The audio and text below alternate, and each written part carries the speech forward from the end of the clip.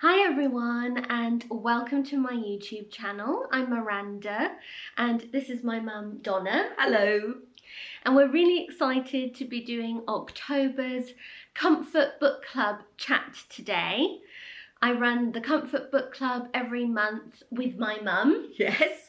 Because we love comforting books and we love chatting about books together.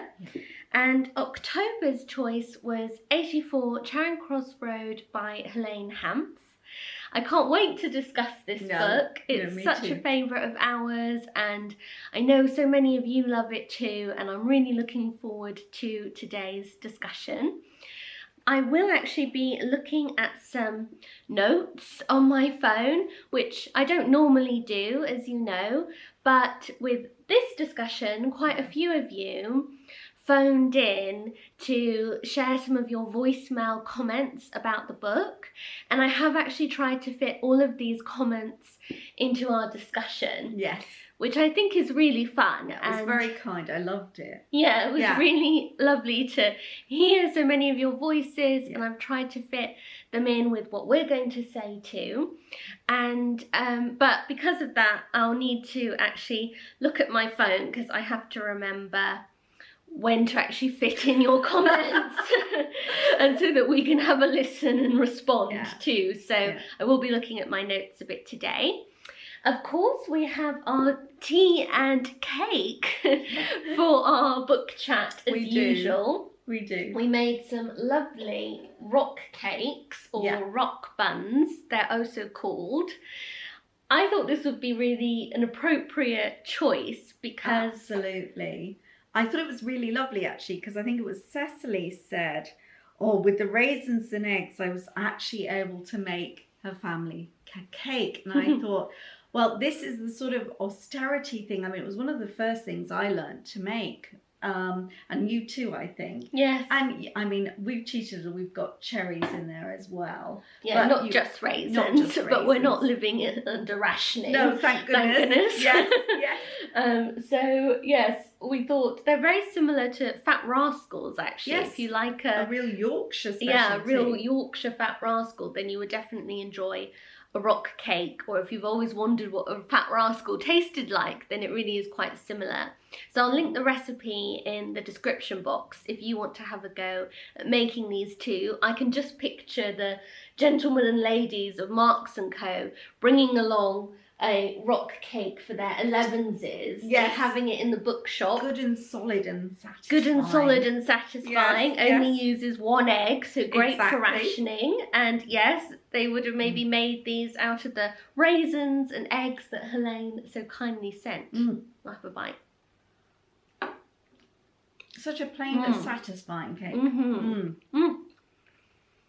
Delicious. I thought I'd explain a bit about why we chose 84 Charing Cross Road.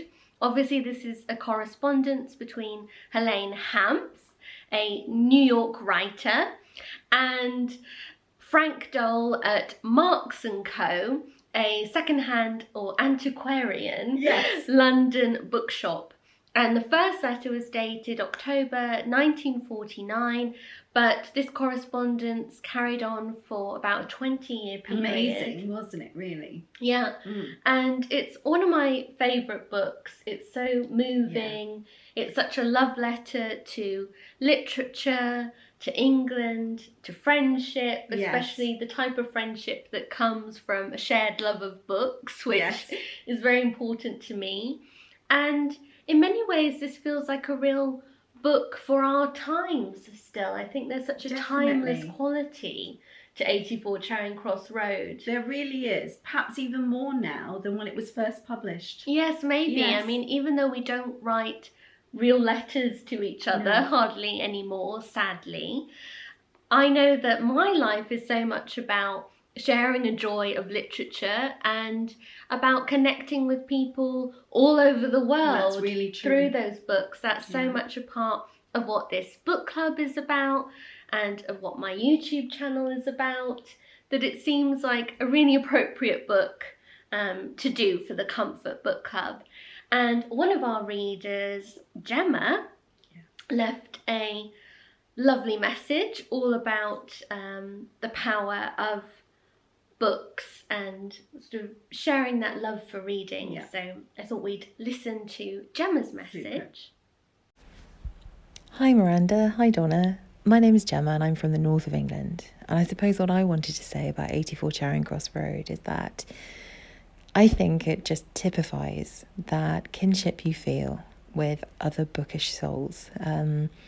It's just a beautiful representation of that. And I feel, given all the awfulness people have been through in 2020 and 2021, aside from the book being this wonderful warm duvet of a read, it's also a really powerful reminder of the fact that each of us is part of this global community of readers, writers, book lovers, bibliophiles, and that kinship is always there for you. Anytime you want to go to a library, chat books with a friend, head to a bookshop.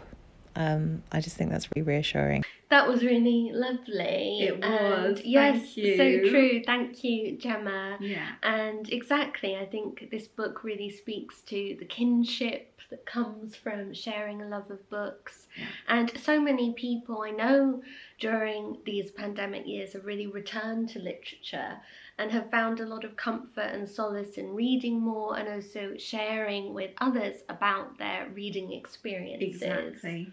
And this one's really about being an Anglophile too in your reading taste. Exactly, yes. And that's something that really spoke to both of us. Yes, very much. Because although you were born and brought up in the UK. Yes, I did leave when I was 14 though, so quite young. Yes, you and know what spent it was like many years abroad. Yeah. Yeah. And for me, I didn't move to the UK until I was almost 19 and started university. So I spent many years yearning to be in England and reading the literature, you know, of England that Helene loved. And, you know, I grew up reading Enid Blyton and I yearned to be back in the UK. So although I am British, I also know what it really means to be an Anglophile and to yearn to come to England. Yes, and see it all for yourself rather than just through the eyes of the book and reading. Yeah. And that really, really spoke to me, and it spoke to another of our readers in Argentina, I think. Wow. And I'm going to play you her message about this too. Hi, I'm Victoria from Argentina. I first read 84 Charing Cross Road in April 2015 and absolutely adored it. I related so much to her love for all things British. What I didn't know then was that in October I was going to finally visit London after dreaming about it all my life, just like Helene. The book became one of my favorites and I've reread it every year since. Of course, whilst in London, I went looking for the location of Marks & Co., only to find there wasn't even an 84 on the wall to take a photo of. Still, it was incredibly emotional just being there. I loved reading it again for the Comfort Book Club. Oh, I'm so glad that you enjoyed reading it again, and I loved that message. Thank you, Victoria. Yes. We know just how that feels as We well, do. wanting to come to England. I loved the bit in the book where Helene talks about loving it when a book falls open at a particular passage that she loves too, you know, a second-hand book, and she can yell comrade sort of through the pages, through the years to whoever had loved that particular passage before her. And I felt like yelling that at Helene all the time whilst reading this book. Me and I too. think so many people would have that feeling, and it's lovely to share that with each other, that so many of us can really connect to what she went through. Yes. And we actually did go and find the sign, the sort of bronze plaque where Marks & Co. once stood. And that was quite moving, although a little sad because it's a bit drab and dreary now. It is. I mean, the McDonald's plaque. doesn't do anything for it. Yeah, there's a great big McDonald's where the bookshop used to be. I suppose it's appropriate in that it's American, isn't it? I mean, there's something there, but I'm not really. No, I don't think Helene would have loved that. No. But I think also part of what this book, part of what the appeal of this book is, it doesn't just appeal to Anglophiles, but a big part of the appeal is this sense of nostalgia. Oh, definitely. And it's so interesting, I think, when she first wrote the book, a lot of British people in particular, and she wrote about this when the play of it first came out. Yes. The British audience were very moved by the play. They cried, in fact. She said the tears fell around her, and she was the only dry-eyed person she felt. Yeah, she didn't understand that. But in fact, for British people, this correspondence through a particular period of time brought back so many memories of the war and of post-war. Rationing, of course, affected everyone. Exactly. And so a big part of its appeal at that time was this nostalgia for life then, and also I'm sure for people they remembered and had lost. Yes. And now I think it's just as nostalgic. Definitely, if not more so now, because I think everyone, I mean, it was interesting, she said that for Americans it didn't really work in the nostalgic sense in that time. Yeah. Now I think it probably would, because they could join in with the love of the books and the letters and just the feel of old England too, and everything. Yes, exactly. It really harkens back to the time many of us do remember, myself included, of actually writing letters to friends and having that slightly slower pace of life. And another reader, Marion in England, did a lovely message about some of this sense of nostalgia, so I thought I would play this one too. Hello Miranda, Donna and the Comfort Book Club. My name is Marion and I'm from Market Harbour in the UK. I loved this book. To me it felt like a love letter to independent bookshops, to letter writing and to friendship and kindness. And it emanated a sense of old-fashioned charm and decency and made me want to write 100 letters. Although it could be thought a small book, it actually encompasses all of the meaningful things that make life worth living. And it gave me a lasting feeling of carpe diem, seize the day, urging me not to take things, especially time, for granted. Oh, that was a lovely message. Thank you. Marion. Yes. Made me want to write lots of letters. It did. I think everybody had that reaction, really. yes, exactly. And I think this sense of nostalgia is maybe what has confirmed the sort of longevity of the book. Absolutely. It's still so very popular. I mean, she said it didn't bring her a lot of money at first at all. I mean, really, I think only the film probably helped and the plays with that. But it certainly stayed in print, and it's sort of treasured by so many people. Yes, it really has been, and I think the film and the plays and all of that has been a big part of that. Yes, making it visual, of course. Yes. Yeah. And I was just so impressed by how fresh and lively and warm and original Helene's voice still is. Yes, when you listen to like her on the BBC, the Desert Island Discs, or read it in the letters. Exactly. Yeah. I think it's her personality, again, is just so timeless. It transcends the ages. Yes. I think it's a book too that someone of almost any age could read and enjoy, and you get different things from it through your life. Yes, because you've read it really a lot through different stages. I have too, and you do bring something different to it, of course, you know, as you age, but it's wonderful, and you still make this connection with her. You do. Yeah. And I think part of the charm so much as well is that the letters really show the differences between American and English personalities. Yes. And that's something I always find so funny. Over it. Yes. Because there's Helene, so sort of larger than life and exuberant, bubbly and really warm and friendly. Yeah. And then there's the reserved, almost stiff tone to Frank Dole's letters. Yes. And it takes years for her to break down. Yes, yes, yes. And of course they end up having this lovely friendship, but I think that contrast between the personalities. It adds to the humour of it, and it also makes you understand that why she keeps kind of knocking at trying to get him to be more, I don't know, free and sort of friendly in a sort of more open way, and give more details. Yeah.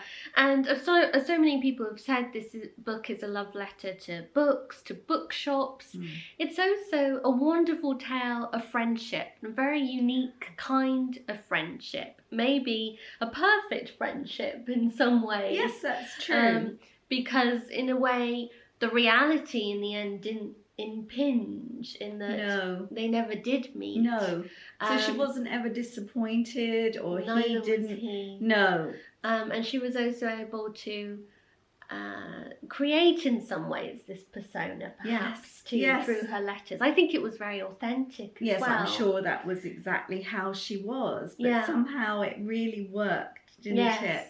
Yeah. And another of our readers sent a message about how much she enjoyed the letters, and her thoughts on the friendship between Helene and the people at Marks & Co. And I thought she made an interesting point, so we'll play this one next.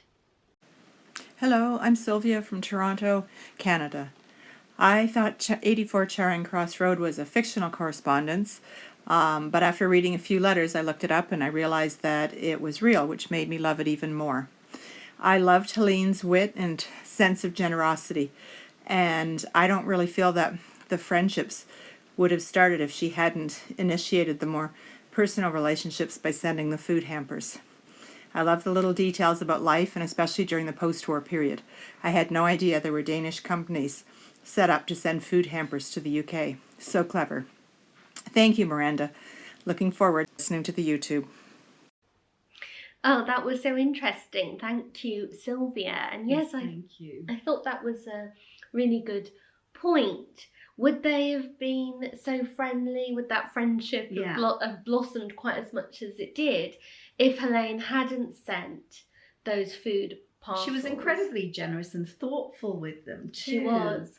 I don't think there would have been quite the same level of friendship. I agree with Sylvia on that. Yes. And you had a really interesting point about how it was Helene's personality that really was the driving force of that friendship. Absolutely. I mean, he was there as it was his job to respond to letters for books, obviously. And it was really, he took that seriously, and he actually did. Obviously correspond with lots of people. She really wanted to have a connection to a British bookseller, and she wanted those books to come from England. It meant something to her, didn't it? Yes, it really did. I think she did want that connection, but you were right. You said that she obviously, it was part of her personality that she reached out to people. She did. She had an incredible gift of friendship. I think she did. She was a curious mind too, wasn't she? Yes, she was. Yeah. And she wanted, I think, to establish this connection to London. That really meant so much to her. And over the years, the correspondence became more sporadic. It did, especially by the 60s. They weren't messaging as much, but so often it was Helene who was writing and sort of saying, I've got some money, again. Where are you? Where are my books? Yeah, exactly. And I think she was just the most remarkable person, I think. She's somebody you would love to have known, and I think this is what her readers felt. Definitely, yes. I know she had so many fans writing to her, and she just comes over as so kind, so warm-hearted, so generous. Yeah. And she really did touch so many people's lives. She did. But she was very humble about it. Yeah. Of course, it's a great sadness to the story that she never actually did get to London whilst Frank Dole was alive, whilst he was working at the bookshop. Yeah.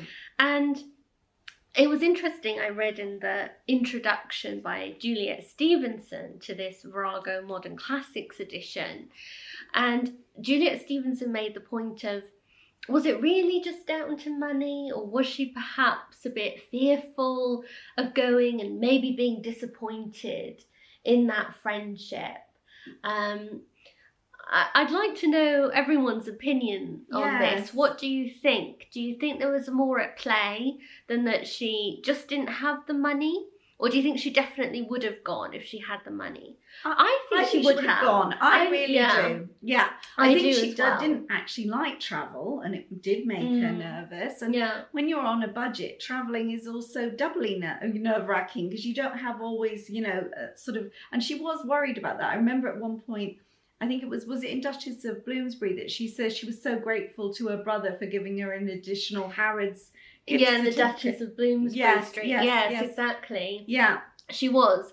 But I know this letter will have made a lot of international people, this book will have made a lot of international people think they'd better get a move on when they can visiting the UK. Yeah. And I wanted to share this message from Raffaela and her daughter, I think, in Italy. Lovely. Hello everyone, this is Raffaela and Grace from Italy. Thanks for the opportunity to share the beauty of 84 Charing Cross Road with you all. For me, this little book is a statement of love for the Old English, as Helene calls it. After so much humour throughout the letters and the growing desire to go to London, what touched me deeply was the last letter from Helene to Catherine, April 69, where Brian had asked Helene if she would go to London having had the affair. She nearly wept. Well, there I wept for her. The whole correspondence for me came down to that specific personal moment in time, a lost chance, where she realized that with Frank gone, nothing was ever going to be the same, although England of English literature was still going to be there, as someone told her. I felt absolutely touched by this, and still do at each rereads. Oh, thank you, Raffaela. That's so true. That last letter is so moving. It is. I felt, though, that she was buoyant enough not to dwell on the loss of not ever meeting Frank, though it obviously went for her head. But she valued the fact, because she did visit after the book had been published, that she got more opportunities through having shared their story, because so many people then came forward to offer her, to show her places, to give her tours, things that she wouldn't have had if she'd gone. And who knows how it would have been if she'd actually visited while he was alive. And she obviously had no money. It would have been hard for her. No, exactly. I mean, I think it's just so incredible that it was through writing 84 Charing Cross Road, it was through her love of books, that actually, in the end, enabled her to get to London. And Frank was a part of that. He played such a huge role in the end, making her dream come true. Yes. And I think that's just what is so moving, even though he wasn't alive to see it. I think, that was just incredible. And would 84 Charing Cross Road have been written if he hadn't died? I don't think it would. No, I don't think so. No, I think she that wanted provided the impetus. It did. Which, I find incredibly humbling and moving when I think of that. Yeah. But I found 84 Charing Cross Road made me wonder about all of the blanks, all of the unsent letters in a way. What was going on at the time? Who are these little offstage kind of characters that slip in a note to Helene? Sometimes the other people in the bookshop. What happened to them? What happened to them? It leaves so many questions that I wish were answered. I wish could be answered. But some of them are.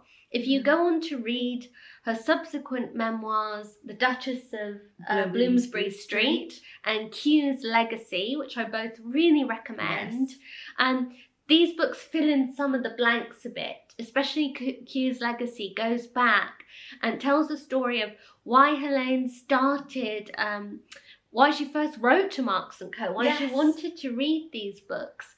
And so much of it was that she was educating herself. She was incredible, wasn't she? She was.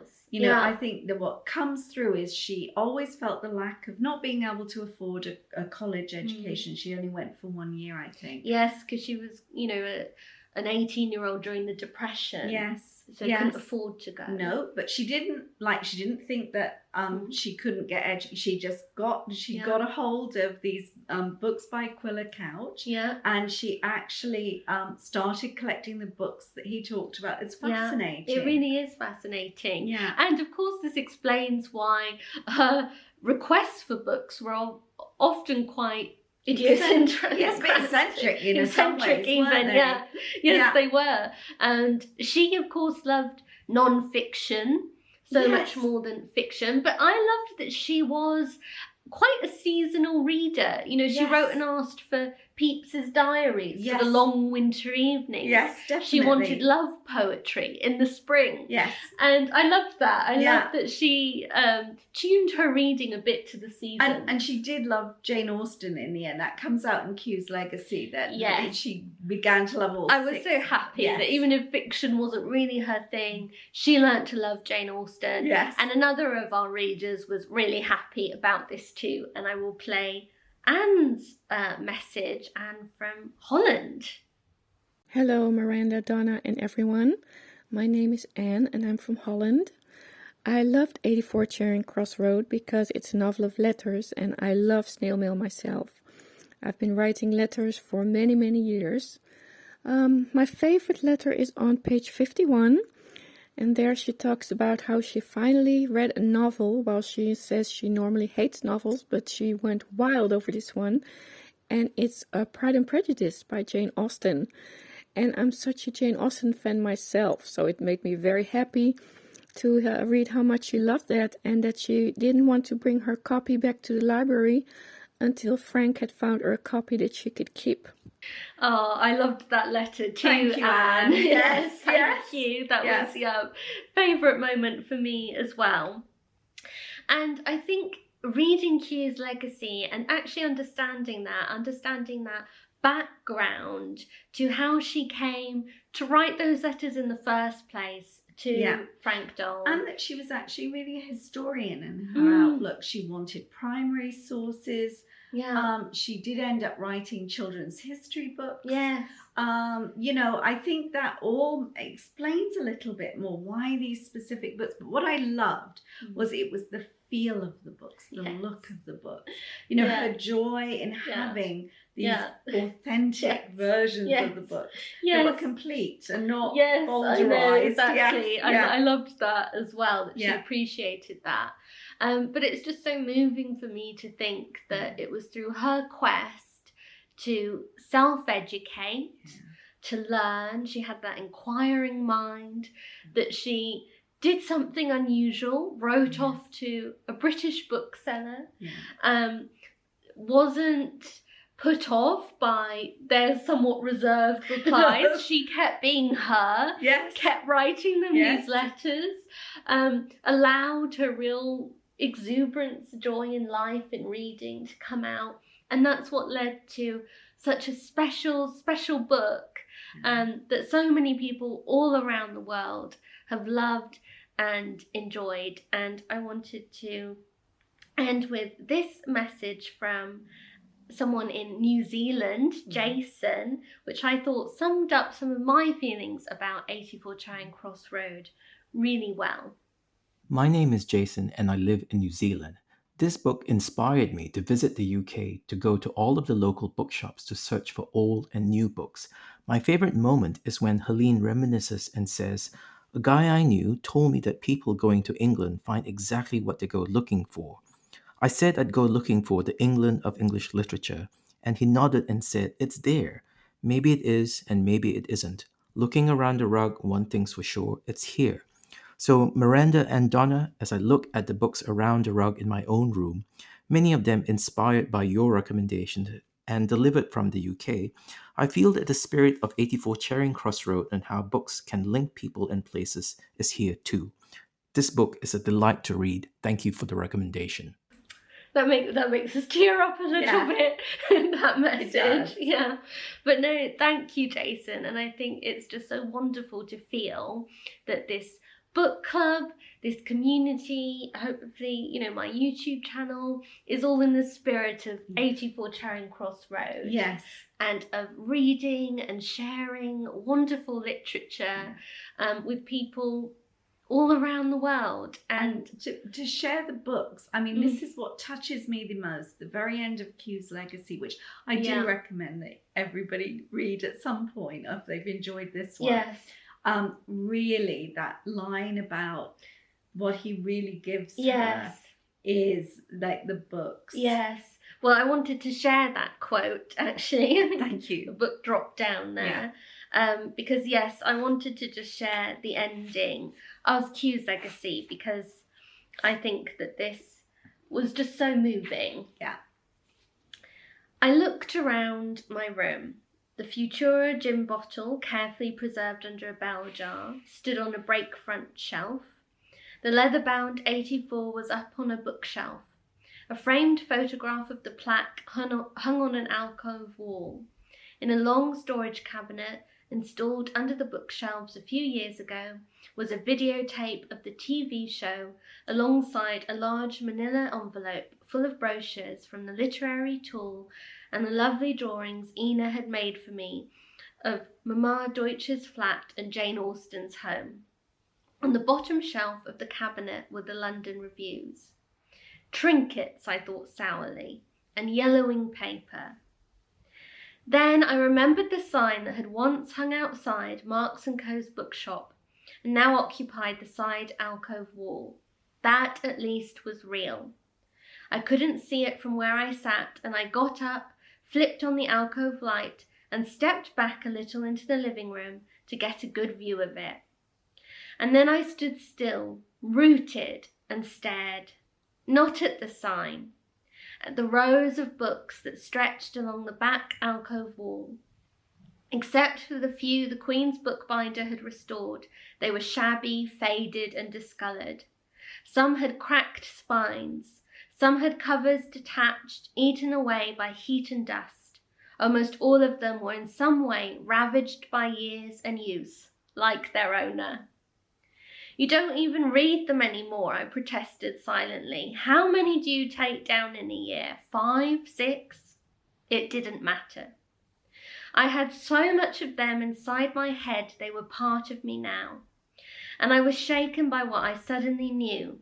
If I lived to be very old, all my memories of the glory days will grow vague and confused, till I won't be certain any of it really happened. But the books will be there, on my shelves and in my head, the one enduring reality I can be certain of till the day I die. Of all the gifts in Q's legacy, the first still mattered most and would matter longest. If it took me a lifetime to learn that, Q won't mind. He knows I was never a very bright pupil. And that just always moves me so much. Because thank you for reading. I couldn't. No, because books are a gift. Yeah. They are a gift in anyone's life, we believe. And we believe in rereading, and so did she. Yes. And I know that you also have this feeling. Miranda can recite books like pages. Well, especially when I was a bit younger. But yes, and I think that's so many people reread this one for the book club, and thank you for doing that. But I think that Helene shows us how important it is to reread our favourite books. So thank you so much to everyone who read along with us. I hope you enjoyed this discussion. Do let us know what you thought about the book in the comments below. Share any favourite quotes. We'd love to hear them. Yeah. And of course, next month, November's I'm excited. I know. Another real favourite book of ours is The Diary of a Provincial Lady by E.M. Delafield. Yeah. And we can't wait. I hope you'll join in reading along with us with that book as well. And I will link to the recipe, as I said. I will also link to a little page about the Comfort Book Club that I've written up for my blog, so you can check that out. And probably when we have our November discussion is when I will announce the next few books. Yes. For January, February and March. Yes. So we've been talking a lot about talking a lot about them, and we haven't quite made up our minds yet, but We will by Yes. November. Yeah. Anyway, thank you so much for watching. Thank you in particular to all of you who sent in a voicemail message. We loved listening to them. We hope everyone else did too. And I'm working very hard on getting my London video up, by the way. It's a mammoth task. Yes, and She's worked very hard. There's been a lot going on, but that should be going up on Tuesday. So thank you for your patience, and I'll see you again then. Goodbye. Bye-bye.